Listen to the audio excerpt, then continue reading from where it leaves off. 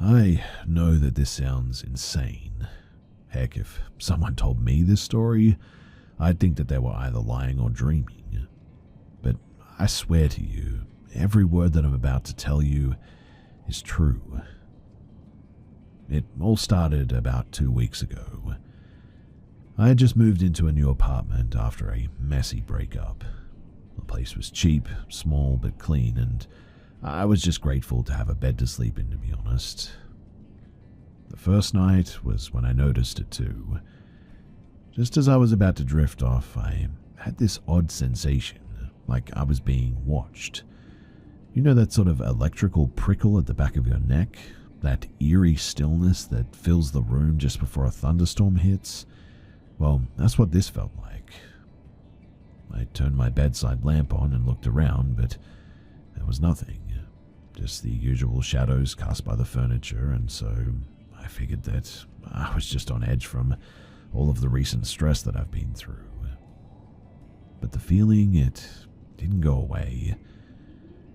The next night, it only got worse too. As I turned off the lights and lay down, I suddenly had this weird urge to look over the edge of the bed. I don't know why. I'm not a kid anymore or anything. What I mean is that I've long overgrown the fear of monsters under the bed. But that night, something just told me that I had to look. So, hesitantly, I leaned over the edge and glanced underneath. Nothing. Just dust and a lost sock, I think.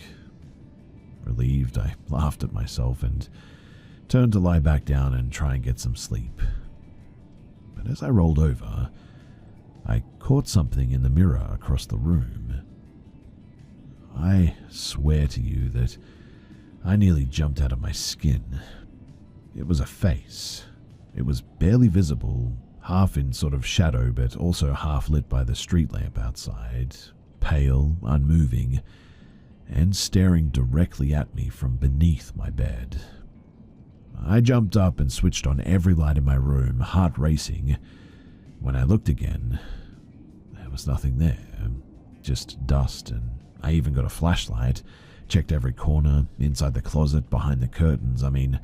I practically tore that room apart. I didn't sleep that night, and the next day I convinced myself that it must have just been a trick of the light. I was exhausted after all, probably just seeing things. I was very wrong though, because every night after that, I would see it. The pale face, always under the bed, always motionless, never blinking, and it never moved while I watched, just stared at me. It became a routine, in fact.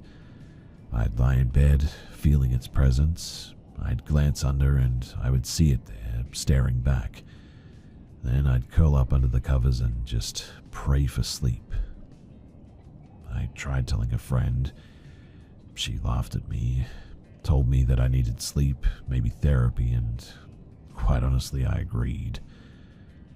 But last night, everything changed. I didn't look under the bed that night. I couldn't. I was frozen in fear, in fact.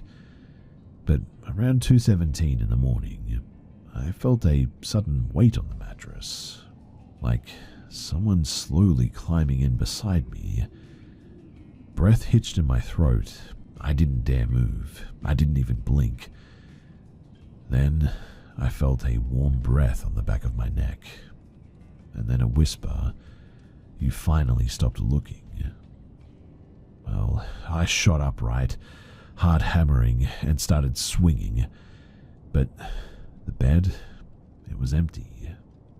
I turned on all the lights and nothing. The closet, the bathroom, under the bed, just silence and shadows. But then I noticed something in the mirror. There was no reflection on my bed, just the floor, and underneath it, that same pale face. But this time, I could have sworn that it blinked.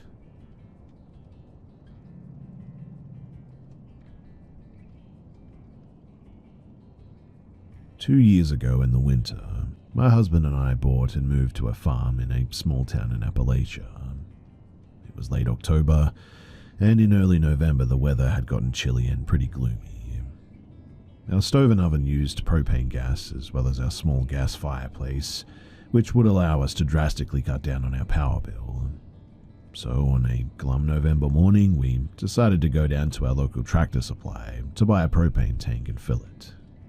As we waited in the checkout line discussing the tank sizes and the prices, a man, in his late 50s I assume, walked intently staring at us.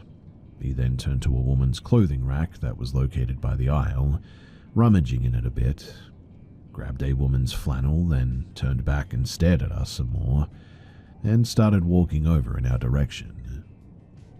As I stared back at him and his approach, I noted his clean new looking clothes and his well-kept facial hair. To my chagrin, he stood behind us in line. But he didn't stand your normal line etiquette distance. He stood very close, in fact. So close that I could feel his breath on my neck. I was extremely uncomfortable having a stranger breathe down my neck like this, but it is a small town, so I figured that everyone is nice, so I turned toward him, smiled, nodded, and said good morning, hoping that the man would feel as uncomfortable as I did, and sort of back up a bit. He didn't. Without even giving me the few seconds that it would take for me to turn around, he started a conversation. Initially, it started with pleasant small talk, based on the conversation that he had overheard between me and my husband. The weather is getting quite cold. This line is taking forever. Telling us about him picking up his great aunt from the airport in like 2 hours, etc. Then quickly going into more intrusive territory. Where are you guys from? Where are you living now? How old are you guys? The latter of the questions I luckily didn't have to answer because it was our turn at the register. For context though, I was in my late 20s and my husband only a few years behind me. Our baby faces could have easily passed for 20 to 21 at the time though. I politely said, have a good day to the man, and went up to the register. As the guy behind the register started to explain their tank pricing and filling pricing too, the man just started to flip out. I mean, he started yelling at this poor 17-year-old kid working his weekend job. I can't believe that you guys are charging them so much for a propane tank. To which the clerk responded that the price was market average. They're a young newlywed couple. Why can't you give them a break? At which point I said to the clerk that was not my issue, and I would be happy with that price as it was cheaper than most other stores. The man behind us just kept going on and on though, cussing beneath his breath at the guy behind the counter, and he once again turned to us, and with an instant demeanor switch, and with an eerily syrupy sweet voice said, "Hey, I have a 100-pound tank that I'm not using at my house. I'll let you guys have it for free if you want. You'll just need to come with me to pick it up." My husband thanked him, but kindly declined. He kept pushing. "Are you sure? My house is only 20 minutes from here. You know, I might even have another 40-gallon tank that you guys could have too." Again, my husband kindly declined. He continued though, "We have to do it now though, because I have to go to the airport and leave town in 2 hours." This was a slip-up that we hadn't noticed until we got home later that day. At this point, I had finished paying and said, "No thanks, we just purchased this one," holding up my receipt and a kind but yet assertive smile, I guess. Getting a bit impatient and annoyed, he hung the random woman's plaid shirt that he had in his hands back on the random rack that he was next to, and aggressively stormed out the door. Trying to make the whole situation a bit less tense once the man had left the store, the clerk tried making a crazy old people joke, and we chuckled and we went outside. As we walked over to the outdoor section to get our tank filled up by one of the propane employees, the man from before pulled up into a parking lot spot next to the fill-up area in a pickup truck. The truck was old, but not a beater. probably late 90s, and the bed was filled with junk. Barrels, tarps, boxes, a tent, you name it. He got out though and looked at us and went back at it. "You should really think about getting a second tank, It'll save you a trip and would last you longer." Before I could even interact, he continued, "If y'all don't want to leave your truck here, only one of y'all can just come and ride with me if you want, and the other can meet me at my place." With each y'all, I noticed more and more that the man did not have a typical Southern or Appalachian accent, and the usual warm Southern charm of the word y'all fell sort of flat. I once again replied with, "No thank you, we're good." And then he said something that I will never forget. "Come on, it's a small town. It's safe. I would never hurt such a lovely young couple." At this point, the propane employee came out of the outdoor area and told him to get the heck out of there and to stop bothering us, which I suppose spooked him, because without saying another word, he got into his truck and he drove off. It wasn't until talking to the employee that we all noticed the truck also had no plates on it. We still go to Tractor Supply often and fill up our tank once every couple of months, and while filling up our tank the other day, the same employee was helping us, and he asked us about that day and if we ever saw that guy again. Because apparently, he comes by in the winters when it's quiet and only talks to young couples, which is obviously pretty creepy.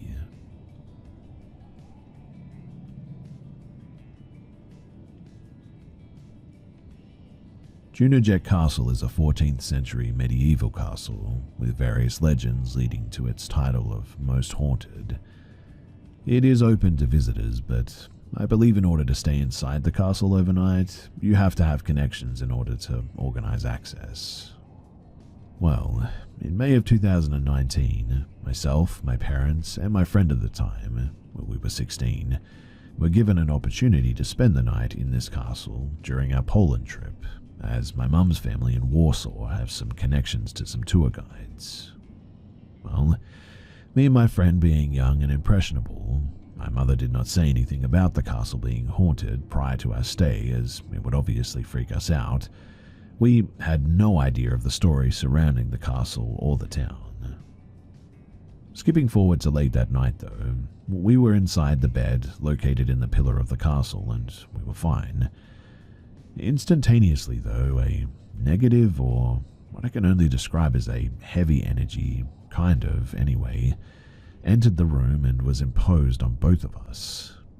It's hard to say without sounding cliche, but it was definitely a feeling of like impending dread. Like, don't look at your surroundings, keep your eyes on the screen sort of dread. We joked that this place must be haunted because we both got goosebumps at this shift of energy. No trigger that caused it, by the way. We both just had chills all of a sudden. What really made us feel uneasy, though, is that we both seemed to feel it at the same time.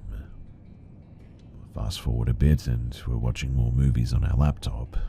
It's pretty late at this point, but while my eyes are on the screen, I just sort of know that something is looking at me. My friend proceeds to point out the spot behind the dresser, close to the entrance, and tells me that she's getting bad vibes and doesn't want to look in that spot. Weird, right?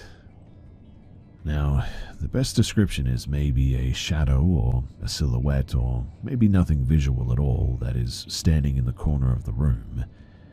The thing is, though, is that me and my friend could exactly describe her in the exact same way.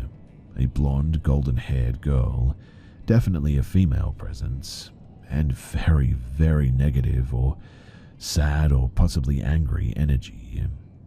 We couldn't see anything with our eyes at all, but we knew exactly where she was and what she looked like. I think the most uneasy part, though, was just the feeling of being watched by something that does not want you there. By the time that we kind of acknowledged her presence and what she looked like, me and my friend were on top of each other in bed because we were literally frozen in fear. My parents were in the master bedroom next door, and I could easily shout out something to wake them up, but we couldn't. Me and my friend were huddled together in bed, frozen. We were sort of nervously laughing, but really trying to avoid eye contact with this weird presence in the room. I'm not sure if she was angry at us or maybe just an angry or sad spirit in general, but we ended up just sort of blacking out in the end. We couldn't decipher any intelligible message. It was just kind of an intuition that this young blonde woman was there with us, and suddenly all I remember is everything just going black. Well, the next morning, as you can probably imagine, we packed up and we left pretty quickly. I told my parents about our night and they were pretty uncomfortable. What my mother didn't tell us until later, though, was that the legend of the castle apparently involved some story of a woman who lived there hundreds of years ago being murdered. I was told that she was thrown into the castle well. Other sources, though, say that she was killed in other ways, for which her spirit has never left the castle in order to protect something, or something along those lines anyway. I have found very few sources that go into detail, and I've never really read anyone else's experiences either. But I would love to know a few things from this experience.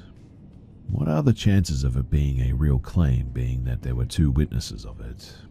Is the translucent figure, orb, or mental image, or telepathy thing sort of common for a human spirit? The story that we had absolutely no clue about, it also seems to weirdly match up with our experience, which means that it's either super coincidental or that there's something more going on in that castle. Also, my parents did not experience anything that night. They fell asleep early and slept soundly through the night pretty much, although the portrait across from their bed apparently kept giving them cheeky looks. It's hard to find any sort of information of substance about this place, so maybe someone who has heard of it before or has any info on it, unlikely as it may be, might be able to help out here and give us at least a little bit more information.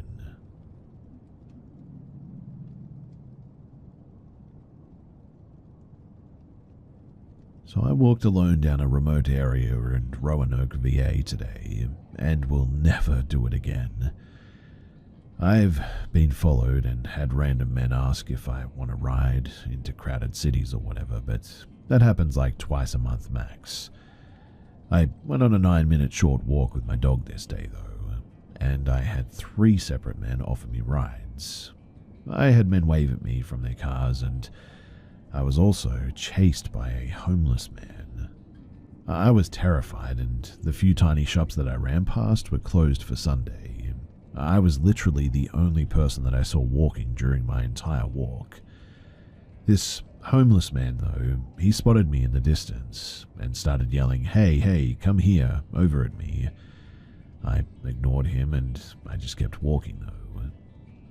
He stood up, picked up his bag, and started jogging after me. I picked up my dog and I started running. The man started to run faster too. I ran behind an old house, literally looked abandoned, and I hid there. Then I just ran into the forest area and I ran around until I found some civilization, a remote gas station. All these remote areas look like the set of a horror movie or a playground for serial killers, to be honest. If I did in fact run into someone in this wooded area, they could easily murder me and no one would probably ever know. I mean, there were literally 0 people around, 0 cameras, pretty creepy abandoned homes and greenery as far as the eye could see. That's why I was so freaked out when this happened. If this man had caught me, we would be completely isolated together. And quite honestly, I have no idea why he was chasing me like that. Additionally, one of the guys who offered me a ride literally turned his car around and drove the opposite direction when I said no. So it was like he followed me just to ask or something. He was actually quite young and handsome too, so another girl might have even trusted him and gone with him. The other men who offered me rides and the homeless man were all significantly older than me, though. I have no idea what any of this was about, to be honest, but really, the amount of men that offered me a ride and then the homeless man chasing me like that, I just cannot help but feel like there was something orchestrated going on. Anyway, I'm just shocked at how frequently solo men offered me rides, and as a solo young woman walking on the side of the road like that, maybe I'm being cynical, but I really don't think that it was just to be helpful.